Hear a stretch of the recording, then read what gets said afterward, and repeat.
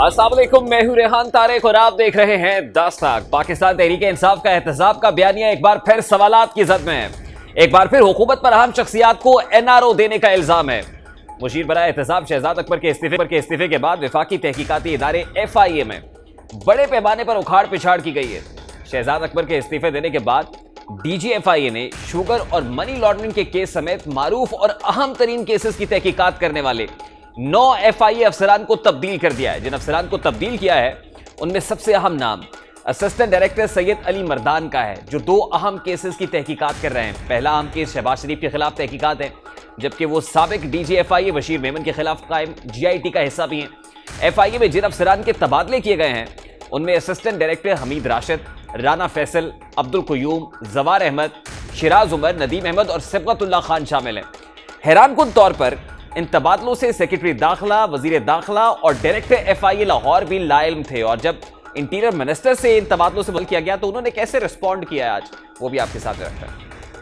मैंने आज अखबार की लीड स्टोरियां पढ़ी हैं कि FIA के तबादले हुए हैं, तो खैर ज़ाहिर है DG FIA ने किए होंगे। वो कौन है और कौन से वज़रा उनको रोकना चाहते हैं, मुझे इसका इल्म नहीं है। रोक सिर्फ प्राइम मिनिस्टर ऑफिस सकता है। इंटीरियर मिनिस्ट्री में अल्हम्दुलिल्लाह तमाम अदारे जो हैं उनके इंचार्ज जो हैं बाख्तियार है। तबादले हुए हैं या आगे होने जा रहे हैं, तो ये DG FIA की सवाबदीद है।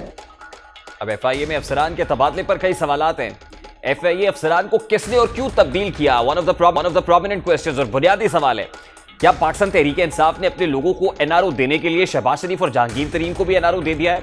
यानी जो शुगर माफिया राइट लेफ्ट बैठा हुआ है, हुकूमत में है, क्या उनको बचाने की कोशिश हो रही है? सवाल तो यह भी है कि हम हुकूमती हल्के इस तब्दीली से लाइल्म क्यों थे? खुद वजीर आजम को नहीं पता था।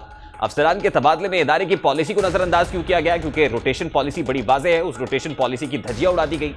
शहबाज शरीफ और जहांगीर खान तरीन के चीनी स्कैंडल की तहकीकात करने वाले FIA के 2 अफसरान का तबादला वजारत दाखिला की रोटेशन पॉलिसी की खिलाफ वर्जी करते हुए किया गया है। असिस्टेंट डायरेक्टर्स लाहौर अली मर्दान और हमीद भट्ट के कराची तबादले वजीर आजम के मुशीर बराए एहतसाब और दाखिला शहजाद अकबर के इस्तीफे के बाद सामने आए हैं। और इन 2 अफसरान के बारे में यह था कि इनको खुसूसी तौर पर शहजाद अकबर साहब ने अपॉइंट किया था। जराये के मुताबिक शहबाज शरीफ को मनी लॉन्ड्रिंग केस में जेल भेजने में नाकामी पर शहजाद अकबर के जाने के बाद FIA लाहौर में भी रद्दोबदल मुतवक्के था। सिर्फ सवाल वजारत दाखिला की रोटेशन पॉलिसी की खिलाफ वर्जी पर है। पॉलिसी के मुताबिक अफसरान का तबादला और उनकी तरक्की की जा सकती है जिन्होंने मजमूई तौर पर 10 साल से जायद खिदमत अंजाम दी हों।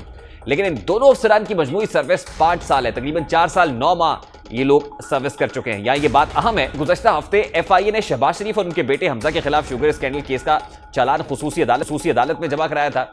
7 इजाफी जल्दों पर 66 सफ़ात पर मुश्तमिल चालान में 4370 सफ़ात पर मुश्तमिल सबूत भी शामिल है।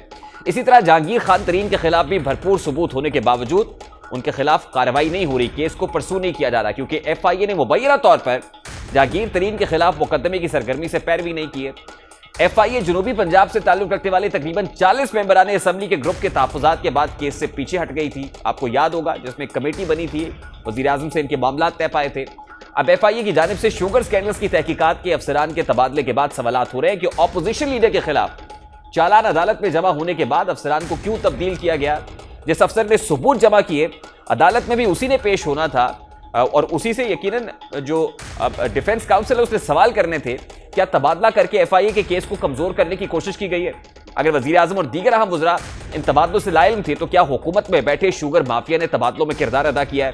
क्या ये तबादले वजीर आजम की खामोश रजामंदी से हुए हैं? क्या हुकूमत के अंदर बैठा माफिया वजीर आजम और वजीर दाखिला से ज्यादा ताकतवर है? ऐसे बहुत सारे सवालात FIA की इन ट्रांसफर पोस्टिंग्स के ऊपर उठ रहे हैं। और फिर सवाल तो ये भी है कि जाने न जाने गुली न जाने बाग तो सारा जाने हैं। वजीर आजम खुद ये समझते हैं कि उन्हें इतलात मिलती हैं टीवी के ऊपर और उसके बाद जो है वो मामला सामने आते हैं। आज जब इंटीरियर मिनिस्टर से सवाल हुआ है तो वो भी लाइल्म थे इससे।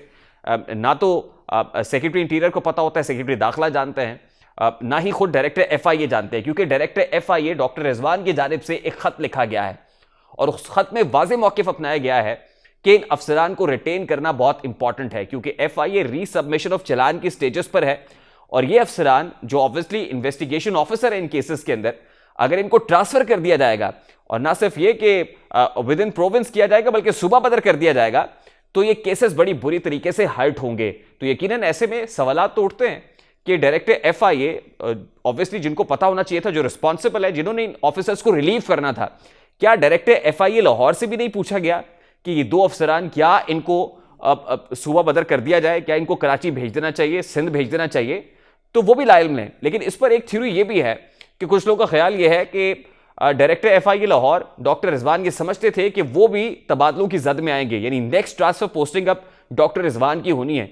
इससे पेशतर कि ऐसे कुछ अहकामात सामने आते, डॉक्टर रिजवान साहब ने एक खत लिखा है और उसमें वाजे कर दिया है कि इन अफसरान की जो है बड़ी ज़रूरत है एफआईए लाहौर को, क्योंकि बड़े इंपॉर्टेंट केसेस ये अफसरान सुन रहे हैं, उन पर इन्वेस्टिगेशन मुकम्मल कर चुके हैं, इवन चलान सबमिट कर चुके हैं। अब इन्होंने अदालत में पेश होना है और इसको प्रूफ करना है। ऑब्वियसली बतौर गवाहान इनको अब जाना है, तो इनको रिटेन करना ही महकमे के हक में है, क्योंकि उसके बाद प्रोसिक्यूशन शायद वीक हो जाएगी और प्रोसिक्यूशन के नकाइस का फ़ायदा बराह रास्त मुल्ज़िमान को पहुंचेगा और हमारे केसेस कमज़ोर होंगे तो इक्वटल भी हो सकता है। ये बड़ा इंपॉर्टेंट मामला है और पाकिस्तान तहरीक इंसाफ के खुसूसन एहतसाब के बयानिए के ऊपर एक कारी ज़रब भी है, कारी चोट भी है। इस इंपॉर्टेंट मामले के ऊपर बात करेंगे, लेकिन अभी क्विक शॉर्ट ब्रेक लेते हैं जी।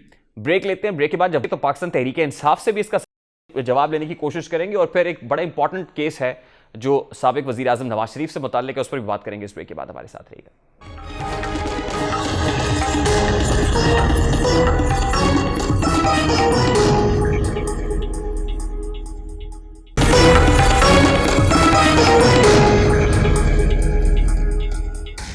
Welcome back. ब्रेक पर जाने से पहले एफआईए के अंदर ट्रांसफर पोस्टिंग्स के मामले को उठाया, लेकिन एक और मामला बड़ा इंपॉर्टेंट है। Attorney general of Pakistan Khalid Javed Khan की जानिब से ऑपोजिशन लीडर शहबाज शरीफ को नवाज शरीफ की मेडिकल रिपोर्ट्स अदालत में जमा कराने के मरासले के बाद शरीफ खानदान की जानिब से medical reports Lahore high court में सबमिट करा दी गई, जबकि हुकूमत इन रिपोर्ट्स को मानने से इनकारी है। इन रिपोर्ट्स को झूठा करार देते हुए अदालत से नोटिस लेने का मुतालिबा कर रही है।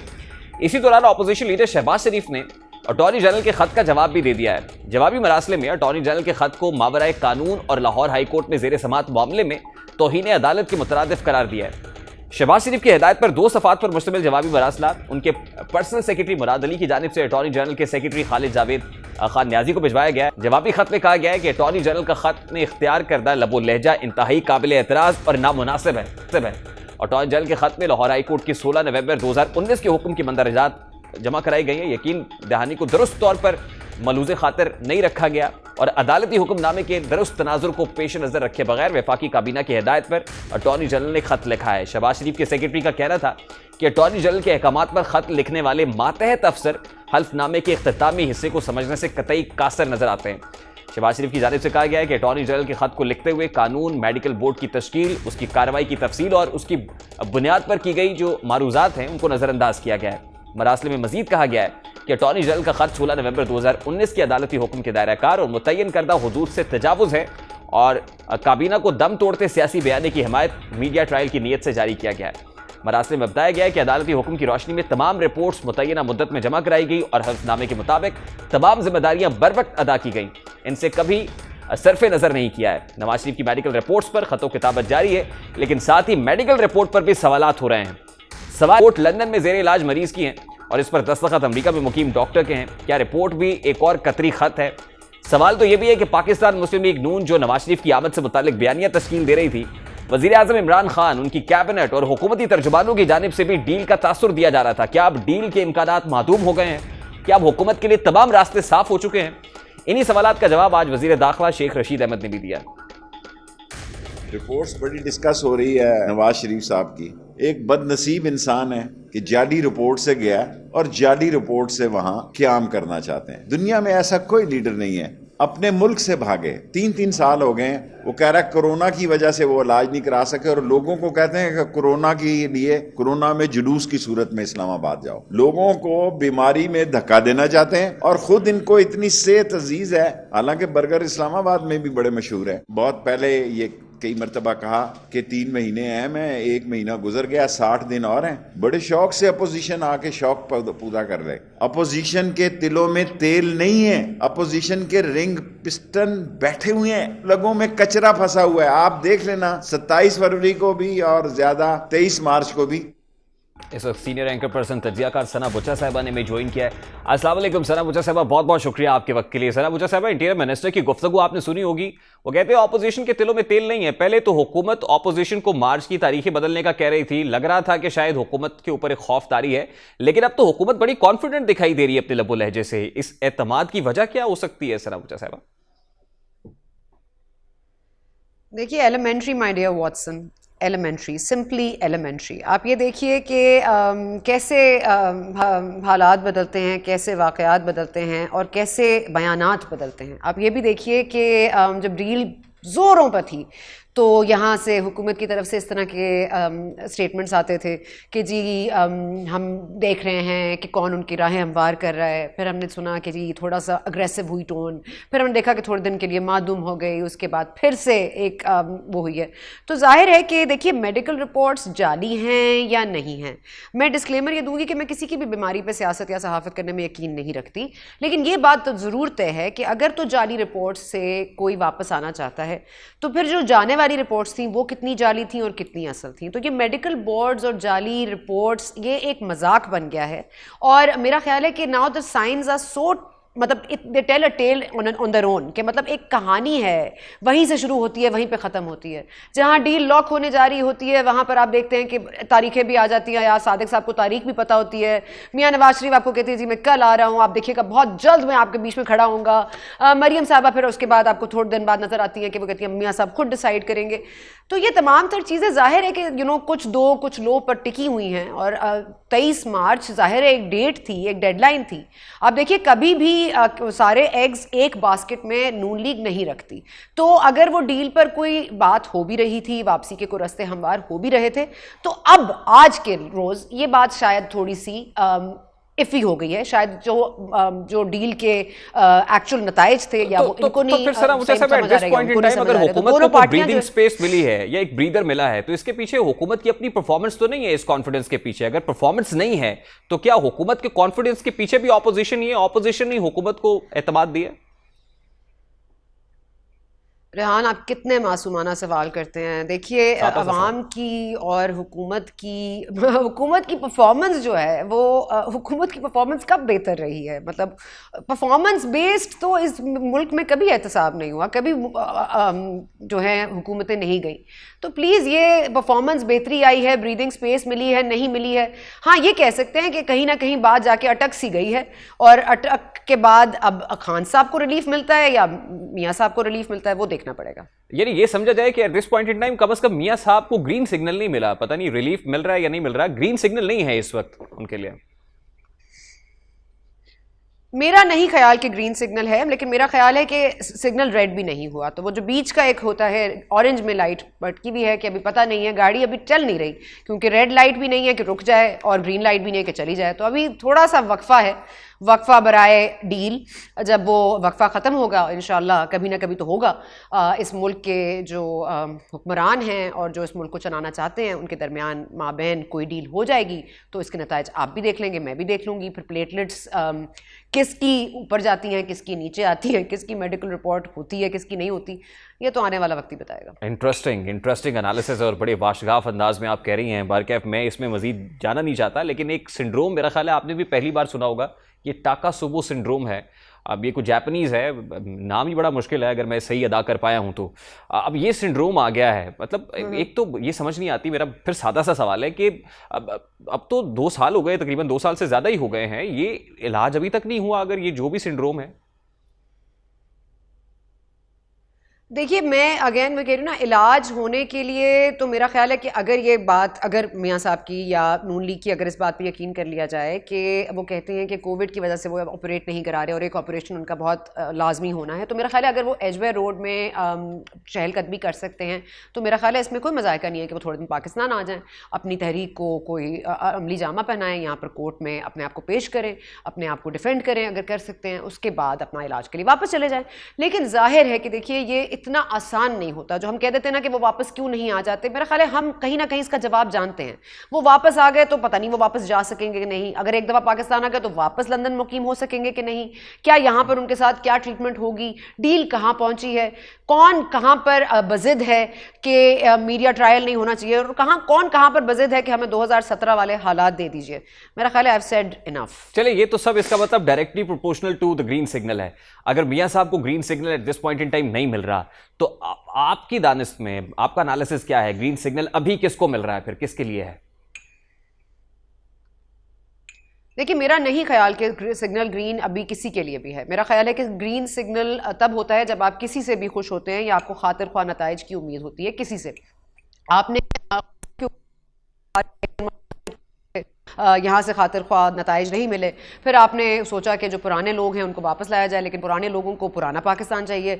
वो नए पाकिस्तान में पुराने की कितनी जगह है और आने वाले पाकिस्तान में किसके लिए कितनी जगह रह जाएगी, मेरा ख्याल है यहाँ पर डील अटक गई है। और यहाँ पर अब मेरा ख्याल है कि अगेन मैं यही कह रही हूँ ना कि अगर तो कोई भी सिंसियर हो इस आवाम से, या कोई भी इस वक्त अपने एहतसाब के लिए अपने आप को पेश करे, तो देखिए कोई केस ऐसा नहीं है जो पाकिस्तान तहरीक इंसाफ के खिलाफ खुल नहीं सकता, या कोई ऐसी चीज़ नहीं है जिसके ऊपर हम मतलब आप देखिए ना, अकबर बाबर साहब भी कब से लगे हुए हैं एक केस के ऊपर, और फॉरेन फंडिंग के ऊपर आप बयानात तो दे देते हैं, फिर स्क्रूटनी रिपोर्ट के बाद मुकम्मल खामोशी है। फैसल वावडा के केस की अभी तक सुनवाई नहीं हुई है, उनके पास उन्होंने फैसला महफूज कर लिया, इलेक्शन कमीशन ने वो कब सुनाना है, जो इस्लामाबाद हाई कोर्ट ने डेट दी थी वो भी तजावुज कर चुकी है। तो देखिए अब हर चीज़ एक स्टैंड स्टिल पॉइंट पर आई हुई है। अब now who take the next fall, ये एक खामोश जो लम्हा है, ये किसी बड़े तूफान का पेशखेमा है। अच्छा देखिए, लेकिन इस सारे जो भी कुछ हो रहा है इस मैस में पब्लिक बड़ी एनलाइटेंड, बड़ी अवेयर है। पल्स कंसल्टेंट का एक सर्वे गुज़श्ता रोज आपकी नजर से भी गुजरा होगा, 52% लोग ये समझते हैं कि पीपल्स पार्टी की कहीं ना कहीं सेटलमेंट, एडजस्टमेंट या डील हो गई है। अब आप इससे इत्तफाक करती? देखिए, मैं कह रही हूँ ना कि इस मुल्क में मतलब मौसम कैसा होगा इस पर भी कोई बात नहीं कर सकता, क्योंकि कहा जाता है कि कराची का जो मौसम है वो बिल्कुल ही अनप्रडिक्टेबल है। तो यहाँ पे जो डील्स हैं वो भी बिल्कुल अनप्रडिक्टेबल हैं। कौन किससे कब डील कर लेता है, देखिए मैं यही कह रही हूँ कि जो डील करने वाले हैं या जो हमारे हुक्मरान हैं या मुल्क चलाने वाले हैं या मुल्क को जो चलाना चाहते हैं वो यही चाहते हैं कि कहीं ना कहीं कोई खातिर ख्वाह नताइज, जिस तरह मैंने कहा, कि निकल आए। अगर नून लीग नहीं होगी तो पीपल्स पार्टी को दिया जाएगा, अगर सेकंड गियर में गाड़ी डालनी है तो वो करेंगे। मतलब ये स्पीड के मुताबिक डील होती है जी। मेरा ख्याल है अगर उनको सब कुछ मियाँ साहब की मान ली जाती तो आज ये मुअम्मा खड़ा ही ना होता, असेंबली डिसॉल्व हो जाती, नो कॉन्फिडेंस आ जाता। लेकिन जाहिर है कि बहुत सारी ऐसी चीज़ें हैं, क्योंकि ये रिस्पॉन्सिबिलिटी इस वक्त इस मुल्क के फाइनेंशियल हालात में लेने की कोई भी इसके ऊपर जंप नहीं करेगा, बिकॉज जाहिर है कि वो आके क्या कर लेंगे। जिस तरह हम खान साहब को कहते थे कि आपने 90 दिन की बात की थी, आपने 100 दिन की बात की थी, तो फिर हम ये सवाल नून लीग से भी करेंगे। और दूसरा ये आपको मैं बता दूं कि इस वक्त सिर्फ हुकूमत की जो अवाम की राय है हुकूमत के बारे में, सिर्फ वो ही नहीं है नेगेटिव, ऑपोजिशन के हवाले से भी बहुत नाला है अवाम। क्योंकि आप अपने मोमेंटम पे कब करते हैं, आप गवर्नमेंट को बुरा भला कहते हैं, आप कहते हैं अब घर जा रहे हैं, अब घर जा रहे हैं, तो जाहिर है अवाम भी आपकी तरफ देख रही है ना, तो आप अवाम को बेवकूफ़ बनाए चले जा रहे हैं। तो अवाम तो इस वक्त फटने को तैयार है, और मेरा ख्याल है कि जब वो फटेगी और जब वो वोट आएंगे, अगर हमने आने दिए, तो यही होगा कि आपको पता चलेगा कि ऑपोजिशन भी कहीं नहीं खड़ी। और ये इस वक्त लॉन्ग मार्च, बिल्कुल आप दुरुस्त फरमा रही है कि इस वक्त पब्लिक ऑपोजिशन से भी कोई बहुत ज्यादा खुश नहीं है। लेकिन मुझे ये लग रहा है कि एक ऐसे वक्त में जब ऑपोजिशन को कंसेंसस के साथ मुत्तहिद होकर हुकूमत पर प्रेशर डेवलप करना चाहिए था, ऑपोजिशन वर्सेस ऑपोजिशन हो रहा है कहीं ना कहीं, जो इन फाइटिंग है। और मुझे ये लग रहा है कि ऑपोजिशन को भी कोई समझ चुका है, डिवाइड एंड रूल की पॉलिसी पर गामजन है कि इनको अगर आपसी इख्तलाफात के अंदर उलझाया जाए तो ये बेटर होगा। आपको क्या लग रहा है, ऑपोजिशन वर्सेस ऑपोजिशन करा कौन रहा है? ऑपोजिशन को ऑपोजिशन से कौन लड़वा रहा है इस वक्त? डील आ रही है। ये बिल्कुल आपका सही एनालिसिस है, और मैं भी यही समझती हूँ कि जो इस वक्त स्टेटस है इस वक्त दोनों पार्टीज़ का, वो कॉम्प्लिकेटेड है। ना कोई सिंगल है, ना मैरिड है, ना इन अ कमिटमेंट है, ना इन अ रिलेशनशिप है। अभी हर किसी का जो स्टेटस है वो अभी है मतलब it's not very positive for anyone right now. कोई रिलेशनशिप बिल्ड नहीं हो पा रही, और ये बात बिल्कुल सच है कि पीपल्स पार्टी के साथ अब आप देखिए एक एंटी बिल्कुल बढ़ रहा है for against Peoples Party Pakistan Tehreek Insaf की तरफ से। तो आप देखिए तमाम तर लगता है बल्दियाती जो तरमीमी बिल है सिंध का, वो इतना बड़ा मसला हो गया है इस पूरे मतलब मुल्क के हुक्मरानों के लिए, पार्टीज़ के लिए, कि यहाँ पर रोज़ हम यही बात सुन रहे हैं। तो पीपल्स पार्टी के लिए तो जाहिर है कि जब पीपल्स पार्टी की डील आगे बढ़ने लगती है तो पीपल्स पार्टी के ऊपर नजला गिरना शुरू हो जाता है। जब नून लीग के साथ आगे बढ़ने जाती है तो फिर नवाज शरीफ साहब की रिपोर्ट्स याद आ जाती हैं, उनकी प्लेटलेट्स याद आ जाती हैं, उनकी एजवर रोड की तस्वीरें याद आ जाती हैं। तो जाहिर है कि लड़वा तो डील ही रही है ना कि किसकी बारी, अब अगली बारी तो किसकी बारी। अच्छा, तो फिर मेरा बड़ा सादा सा सवाल है, इन बारियों के चक्कर में या सेटलमेंट के चक्कर में जितना डिले होता रहेगा, इसका मतलब है हुकूमती इक्तदार को तो तूल मिलता रहेगा, फिर 5 साल पक्के ही समझे। फिर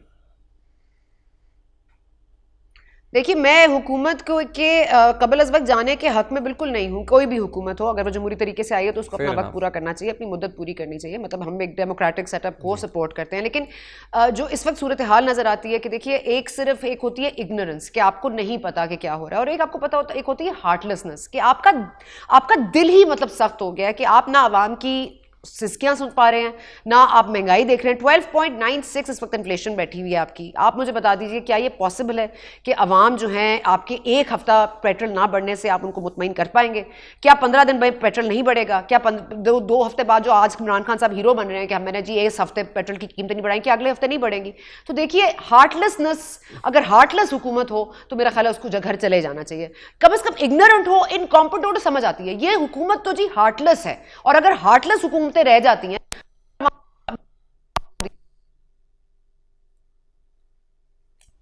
अच्छा सना मुझे साहब, अगर आप तक मेरी आवाज़ पहुंच रही है, बैरिस्टर अली जफर साहब is committed to be with us. वो मेरा ख्याल है किसी वजह से नहीं प्रोग्राम में शिरकत इख्तियार कर सके, लेकिन वो एफआईए की ट्रांसफर पोस्टिंग से मुताल्लिक खबर आपकी नज़र से गुजरी होगी कि एफआईए में रातों रात अफसरान को ट्रांसफ़र कर दिया जाता है। ना तो इंटीरियर मिनिस्टर को पता है, ना सेक्रेटरी इंटीरियर को पता है, ना ही डायरेक्टर एफआईए लाहौर को पता है, जिनके अफसरान को उठाकर आपने कराची भेज दिया। ये किसके ईमा पर आपको लगता है हो रहा है? मतलब इंपॉर्टेंट केसेस लगे हुए हैं कोर्ट के अंदर कि जहां पर शहबाज शरीफ साहब का जो केस है वो चालान की स्टेजेस पर है, जहांगीर तरीन साहब का शुगर स्कैम के अंदर एक ही is one of the prominent figure over there. तो ये किसके ईमा पर हुआ कि हुकूमत को पता ही नहीं चला? नहीं, ये तो हो नहीं सकता कि हुकूमत को पता नहीं चला, लेकिन वैसे उस हुकूमत के साथ हो भी सकता है। मतलब मुझे ये समझ नहीं आती कि ये ज़्यादा चालाक हैं या बेवकूफ़ ज़्यादा हैं, मतलब मुझे समझ नहीं आती। तो आई थिंक दे इधर वेरी लकी। आई थिंक ये जो उनकी चेंजेस हो जाते हैं, उनके नज़र से नहीं गुजरते और हो जाते हैं और स्टिक भी कर जाते हैं। लेकिन फिर भी देखिए ना, इतनी कार्रवाइयों के बाद, इतनी मीडिया ट्रायल के बाद, फिर भी आपके साफ पानी स्कीम में लोगों को छोड़ दिया जाता है जिनको आपने पकड़ लिया होता है और आपके पास उनके खिलाफ बहुत चार्जशीट होती है। तो एफआईए के अफसरान की तकर्रुरियाँ हों या नैब की तकर्रुरियाँ हों या और चीज़ें चेंजेस करने हों, हमने देखा है कि बहुत सारे लोगों को चेंज भी कर देते हैं जब उनको खातिर ख्वाह नताइज नहीं मिल सकते। मैं वही तो कह रही हूँ, इस मुल्क में खातिर ख्वाह नताइज के लिए कुछ भी जायज़ है, एवरीथिंग गोज़। तो लास्टली ये फरमाएगा, यहां पर भी कोई एनआरओ देने की कोशिश की गई है शहबाज शरीफ साहब, जहांगीर तरीन या किसी और को?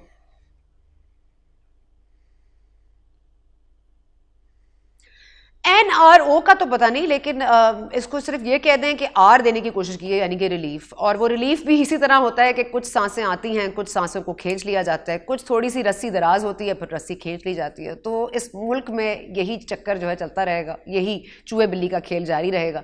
कौन गिल्टी है ये आज तक नहीं पता चल सका, आगे भी नहीं पता चलेगा। आज आपके लिए जो कटहरे में खड़े हैं, कल वो मुंसिफ भी होंगे, जज भी होंगे, और जो आज जज बने हुए हैं वो कल कटहरे में भी होंगे, जेलों में भी होंगे, सलाखों के पीछे भी होंगे। तो इस मुल्क की जी अजीब अलवियाँ हैं, वक्त पे ही छोड़ देते हैं, फैसले वही करेगा। बहुत शुक्रिया सना बचा साहब आपके वक्त के लिए। सीनियर पर्सन तजज़ियाकार सना हमारे साथ मौजूद थी। We have to take a very quick short break के बाद वापस आते हैं तो गुफ्तगू कंटिन्यू करेंगे हमारे साथ।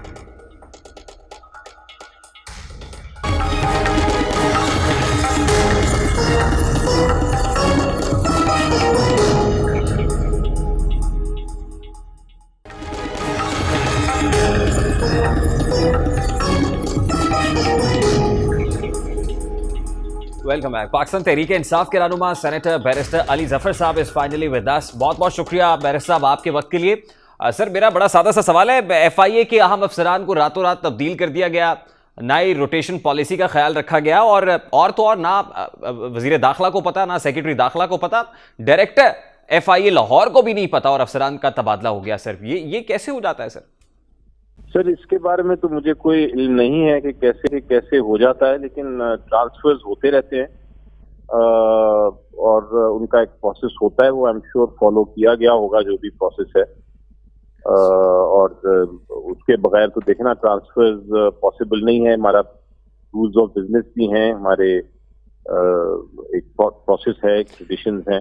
जी जी सर, लेकिन सितम जरीफी ये है ना सर कि उस ड्यू प्रोसेस को फॉलो नहीं किया गया। देखिए रोटेशन पॉलिसी ये है कि 10 साल तक एक अफसर एक जगह पर काम करेगा और उसके बाद ही किसी दूसरे प्रोविंस में भेजा जा सकता है। जिन अफसरान को चेंज किया है वो तो उनकी सर्विस ही टोटल अभी 4 साल 9 माह हुई और उनको सुबह बदर कर दिया गया, यानी लाहौर से उठाते हैं और कराची भेज देते हैं। और एक ऐसे वक्त में कि जब शहबाज शरीफ साहब का केस लगा हुआ है, जहांगीर तरीन साहब का केस लगा हुआ है और रीसबमिशन ऑफ चलान भी हो चुकी है, यानी चलान की स्टेजेस पर है, तो ऐसे में एक बदनीयती तो जाहिर होती है अली जफर साहब।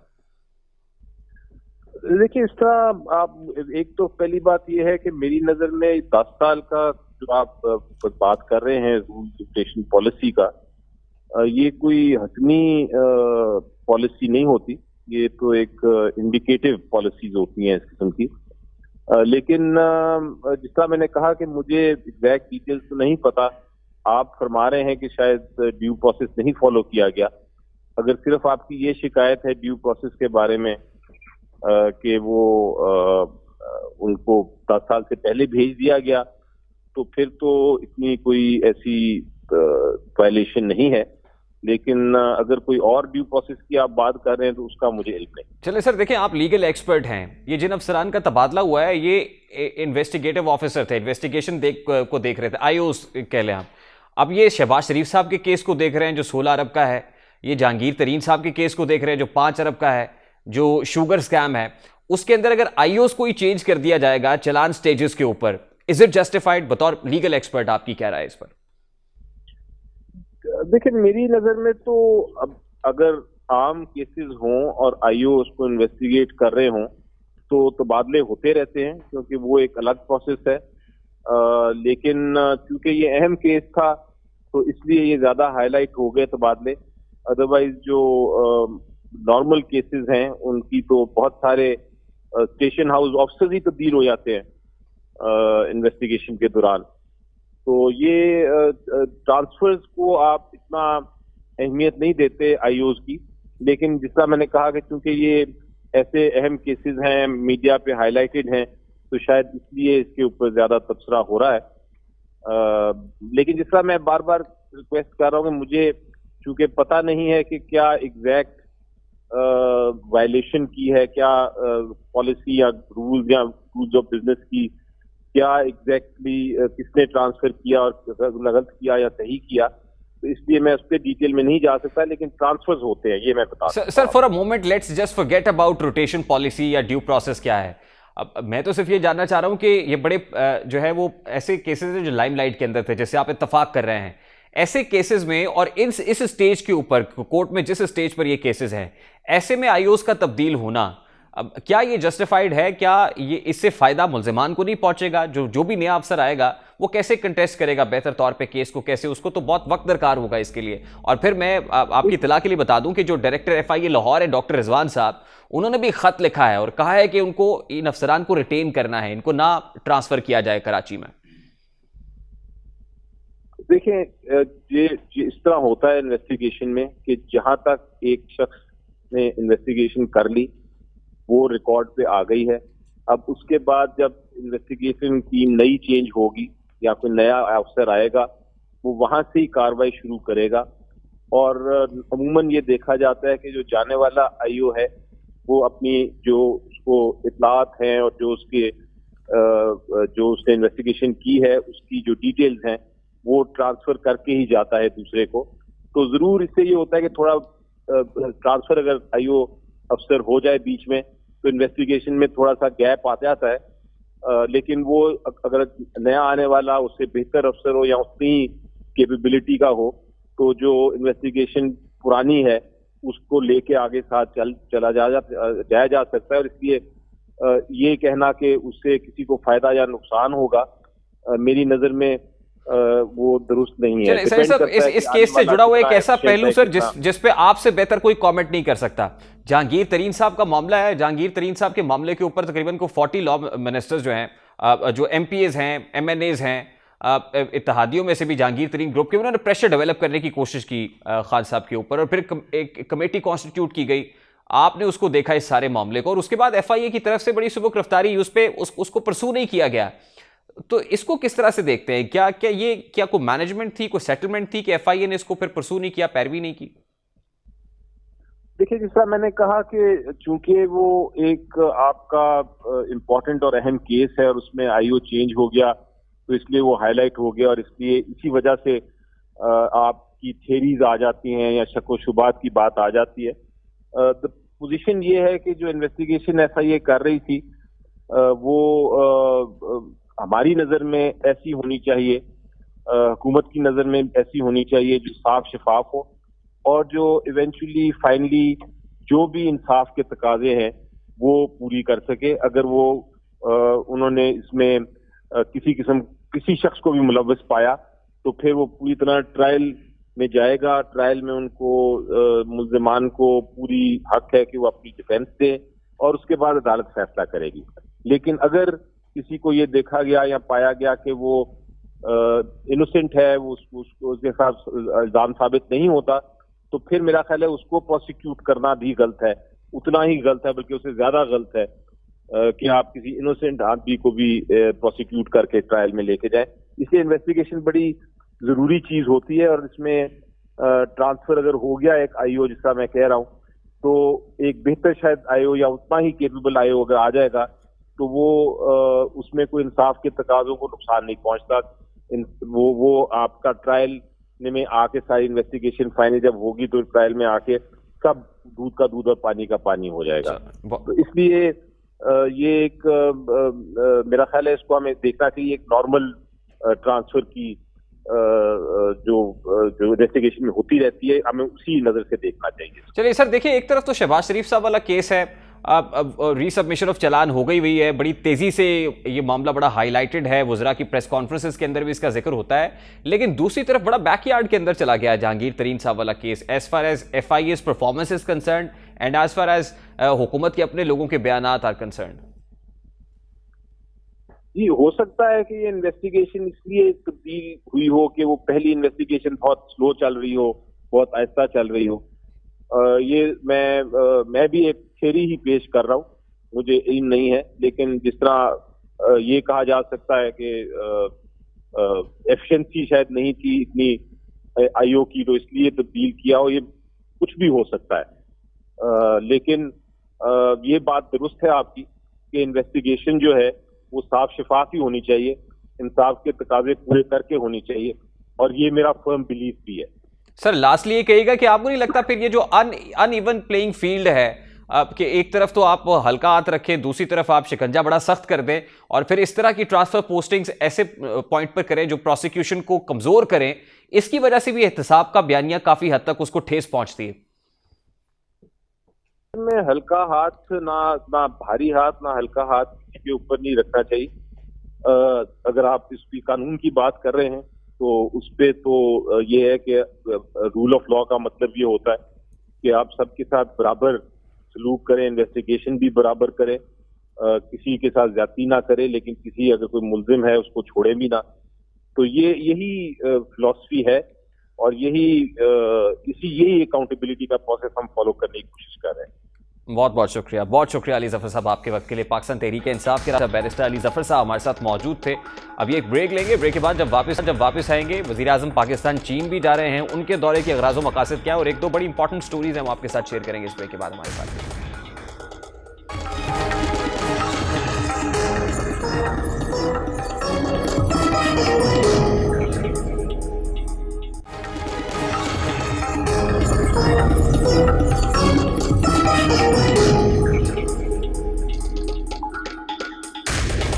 Welcome back. वज़ीर आज़म पाकिस्तान इमरान खान जुमेरात को चीन के 3 रोज़ा दौरे पर बीजिंग जा रहे हैं। एक ऐसे वक्त में जब अमरीका नवाज मगरबी ममालिक बीजिंग ओलंपिक्स के इफ्तिताह में शिरकत से इनकारी हैं, एंड उसी वक्त वज़ीर आज़म का इफ्तिताही तकरीब में शरीक होना यकीनन बेहतरीन दोस्ती की मिसाल के तौर पर देखा जा रहा है। लेकिन वज़ीर आज़म इमरान खान का दौरा चीन पाकिस्तान की आलमी सफारतकारी के एक इम्तहान के तौर पर भी लिया जा रहा है। दौरे का मकसद बीजिंग के CPEC और पाकिस्तान में चीनी कारकुनान के तहफ़्फ़ुज़ से मुताल्लिक़ खदशात दूर करना, और दोनों पड़ोसी ममालिक के दरीना और दोस्ताना ताल्लुक को कायम रखने की कोशिश है। कल ही प्राइम मिनिस्टर साहब चीन के अहम तरीन दौरे पे जा रहे हैं 3 से 6 तारीख तक। जो इंटरनेशनल सूरत हाल है, जो बर्र-ए-सग़ीर की सूरत हाल है और चीन से हमारा जो तल्लुक़ और रिश्ता है और जो CPEC के मामलात हैं, ये सारे इंशाअल्लाह प्राइम मिनिस्टर के दौरे की मौजूदगी में वहाँ तय पाएंगे और ये एक तारीखी दौरा होगा। वज़ीर दाखिला बता रहे हैं कि ना सिर्फ CPEC का मामला देखा जाएगा, चीनी पार्टनर के तहफ़्फ़ुज़ात को, कंसर्न्स को दूर किया जाएगा, उसके साथ साथ जो सरमायाकारी है ख़ासतौर पे ML1 का मंसूबा और फिर जो बेल्ट एंड रोड इनिशिएटिव है उससे मुताल्लिक भी जो मामलात हैं उन पर जो जमी बर्फ़ है उसको पिघलाने की कोशिश की जाएगी। एक तरफ पाक अमरीका ताल्लुकात इंतहाई निचली सतह पर हैं और दूसरी जानिब IMF और FATF की शक्ल में पाकिस्तान पर दबाव बढ़ाने के मुख्तलिफ हरबे आजमाए जा रहे हैं। जब से वज़ीर आज़म इमरान खान की हुकूमत आई है, चीन के रवैये में भी सर्द मोहरी नजर आ रही है। इस शोबे को तक़वियत मिली है कि पाक चीन इक़्तिसादी और सिफारती ताल्लुकात में बुनियादी जुज़ CPEC प्रोग्राम को अगर शदीद धचका नहीं लगा तो इसमें सुस्त रवि जरूर आई है। चीन को पाकिस्तान तहरीक इंसाफ से शकवा है कि मौजूदा हुकूमत ने अमरीकी मालियाती इदारों को CPEC मुआहदे की खुफिया शकों से आगाह क्यों किया। पिछले 3.5 बरस के दौरान पाकिस्तान में काम करने वाले चीनी इंजीनियर्स पर दहशतगर्दों ने हमले भी किए। कोयटा और दासू डैम पर काम करने वाले दर्जन भर चीनी इंजीनियर्स हमले में मारे गए। चीन ने दासू डैम प्रोजेक्ट पर दहशतगर्दों के हाथों मारे जाने वाले चीनी इंजीनियर्स का भारी हर्जाना भी हुकूमत पाकिस्तान से तलब कर रखा है। चीन को कैबिनेट के बाज़ अरकान की जानिब से इक़्तिदार संभालते ही CPEC के बारे दिए गए मनफी बयानात का भी शकवा रहा है। इस हवाले से हमने रिसेंट पास्ट में क्या स्टेटमेंट्स देखे हैं, उन रिजर्वेशंस को ऑपोजिशन और खुद हुकूमत की बयानी आपके सामने रखते हैं। बनाना तो कोई मुश्किल काम नहीं है। कम रेट पे सड़क बनाना और क्वालिटी की सड़क बनाना वो कमाल है। 2013 7 साल पहले जो सड़कें बना रहे थे वो आज से ज्यादा महंगी हैं। इससे ज्यादा मुल्क में जुल्म क्या हो सकता है। जो CPEC है इसकी जो रफ्तार है वो इंशाल्लाह तेज होगी। बीच में हमें मसले आए और जिस तरह मैंने कहा कि कोरोना की वजह से बड़े मसले आए क्योंकि सारी कम्युनिकेशन रुकी एक बार। लातादाद पाकिस्तान के मंसूबे जो चीन के इश्तराक से बनाए गए या हुकूमत पाकिस्तान ने खुद बनाए, उनकी तामीर हमारी पाक फौज के इदारों ने FWO और NOC ने की। उनके ऊपर करप्शन का इल्ज़ाम लगाना हमारे कौमी इदारों को बदनाम करना है और हमारे सबसे करीबी दोस्त मुल्क चीन को बदनाम करना है। आप CPEC के खिलाफ ऐसी तकरीरें करके, ऐसी बातें करके CPEC दुश्मनी और CPEC दुश्मनों के आलाकार बने हुए हैं। ये दौरा चीन ऐसे वक्त में हो रहा है जब पाकिस्तान शदीद सियासी और इक़्तिसादी बहरानों से गुजर रहा है, जब मुल्क की ज़र मुबादला के ज़खायर तेज़ी से नीचे गिर रहे हैं और इनका इन्हिसार भी ज़्यादातर ओवरसीज़ पाकिस्तानियों को भिजवाई गई रकूम या गैर मुल्की कर्ज़ों पर है। जब पाकिस्तानी रुपया तनज़ुली का शिकार होकर तकरीबन बेवकत हो चुका है और महंगाई ने पाकिस्तानियों की अक्सरियत का कुचूमर निकाल दिया है, जब पाकिस्तान को IMF से महज $1 अरब के कर्ज के हुसूल के लिए स्टेट बैंक ऑफ पाकिस्तान की खुदमुख्तारी पर मुबैना तौर पर कॉम्प्रोमाइज़ करना पड़ रहा है, वज़ीर आज़म इमरान खान का ये दौरा चीन दर हकीकत उनके सफारती असाब और सफारती काबिलियत का इम्तहान भी है। सवाल यह है कि क्या वज़ीर आज़म के दौरे चीन का मकसद CPEC पर खदशात को दूर करना है? वज़ीर आज़म का दौरे चीन सर्द मोहरी ख़त्म करने का जरिया बनेगा? क्या वज़ीर आज़म चीनी क़यादत का एतमाद जीत सकेंगे? चीन की शिकायत क्या दूर हो सकेंगी? जो रिजर्वेशन है उनको एड्रेस कर लिया जाएगा? वज़ीर आज़म पाकिस्तान अपने दौरे से क्या मकासद हैं जो अचीव करना चाहते हैं? चीन से ताल्लुकात की बहाली की कीमत भी चुकाना पड़ सकती है। क्या मौजूदा इक़्तिसादी हालात में चीन पाकिस्तान के साथ ताउन करेगा और ये ताल्लुकात इसी तरह से आगे बढ़ेंगे? इंपॉर्टेंट विजिट है और देखते हैं कि इसके क्या सबरात आते हैं। प्रोग्राम को वाइंड अप करना है, लेकिन जाते जाते गुज़श्ता रोज़ हमने एक स्टोरी आपके साथ DG खान की शेयर की थी, जहाँ पर आवारा कुत्तों ने, खूनखार कुत्तों ने एक 12-13 साल बच्चे पर हमला किया था और उसकी जान ले ली थी। वज़ीर आला पंजाब सरदार उस्मान बुज़दार के अपने आबाई हल्के में तरक्याती मंसूबों के ऐलानात हो रहे हैं, मगर इसी ज़िले में शहरी आवारा कुत्तों के रहमो करम पर है। शहर के कुत्ते जब चाहें जिसे चाहें वह बोल डालते हैं। एक हफ्ते के अंदर ज़िले में 36 केसेस रिपोर्ट हो चुके हैं, मगर मजाल है कि वज़ीर आला या मुतल्लिका हुक्काम टस से मस हो जाएं। एक रोज़ कबल ये वाक़या जो आपके साथ मैंने शेयर किया है वो हुआ। मुबशर महमूद पर हमला करके उसे अब्दी नींद सुला दिया और वो कुत्ते जो है दंदनाते फिरते रहे उस स्कूल की प्रेमिसेस के अंदर, लेकिन इंतज़ामिया टस से मस नहीं हुई। उस पर अभी तक कोई एक्शन नहीं हुआ। 4 घंटे तक बच्चे को ना कोई तिब्बी मदद मिली, ना रेस्क्यू 1112 वहाँ पर पहुँची। हैरानकुन तौर पर शहर में कुत्ते काटने की वैक्सीन भी दस्तयाब नहीं है। इस वाक़े को 24 घंटे भी नहीं गुजरे थे कि एक बावले कुत्ते ने मिठाई बेचने वाले 14 साल लड़के को काटकर शदीद जख्म कर दिया। ये एक और इम्पॉर्टेंट इंसिडेंट है, एक डिफरेंट इंसिडेंट है जो इस वाक़े के बिल्कुल बाद में हुआ। प्यारे वाले का रिहायशी 14 साल मोहम्मद रफीक सरवर भट्टी जनरल बस स्टैंड पर मिठाई फरोख्त कर रहा था कि आवारा कुत्तों के गौल ने हमला करके शदीद जख्मी किया। बच्चे को अस्पताल तो मुंतकिल किया गया मगर उसे वहां इंजेक्शन ही नहीं मिला है। मोहतरम वजीर आला पंजाब सेहत कार्ड्स का क्रेडिट ले रहे हैं मगर हद तो यह है कि डीजी खान के अस्पतालों में भी कुत्तों का राज है। इस हवाले से चंद माह कबल एक फुटेज सामने आई थी जिसमें कुत्ते आज़ादी के साथ अस्पताल में घूम रहे थे। ज़रूरत इस अमर की है कि डीजी खान के अस्पतालों, तालीमी इदारों और बस स्टैंड्स को आवारा कुत्तों से बचाया जाए और पंजाब को महफूज बनाया जाए, क्योंकि ये तो खुद सरदार उस्मान खान बुज़दार का अपना हल्का है और उनका अपना इलाका है। अगर यहाँ से प्रेसिडेंट सेट नहीं किया जाएगा, इसको टेस्ट केस नहीं बनाया जाएगा और आने वाले मुमकिन जो वाक़यात हैं उनसे नहीं बचा जाएगा तो यकीनन ये बड़ी परेशानी का बाइस बन जाएंगे। कल को प्रोग्राम का वक्त अपने इख्तिताम को पहुंचे। आपसे इंशाल्लाह कल अपना रखिए ख्याल। अल्लाह हाफ़िज़।